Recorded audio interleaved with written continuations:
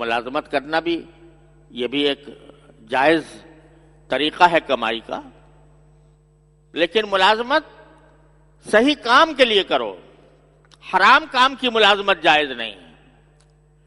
کوئی ایسا کام جو شریعت نے حرام قرار دیا ہے اس میں آدمی ملازمت کرے، یہ جائز نہیں ہے۔ جہاں سود کا کاروبار ہو رہا ہو وہاں پر آدمی جا کے ملازم بن جائے اور سود کے کاروبار میں معاون بنے تو یہ آمدنی حرام ہے،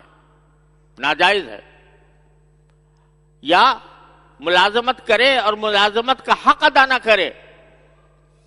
یعنی جتنا وقت اس کے ذمہ فرض ہے کہ جتنا وقت وہ ملازمت کو دے اس میں اگر وہ کٹوتی کر لے، 8 گھنٹے کی ملازمت ہے اور 2 گھنٹے فضول گزار دیے،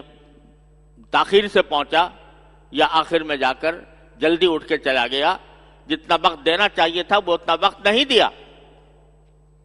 تو یہ تمہاری تنخواہ کا وہ حصہ حرام ہے جس میں تم نے پورا وقت نہیں دیا۔ اگر 8 گھنٹے کی ملازمت ہے تو پورے 8 گھنٹے ہی دینے ہوں گے، اور چاہے وہاں کام ہو یا نہ ہو، تمہارا فرض ہے کہ جس جگہ تمہیں ملازم رکھا گیا ہے وہاں تم 8 گھنٹے موجود رہو، کام ہو یا نہ ہو۔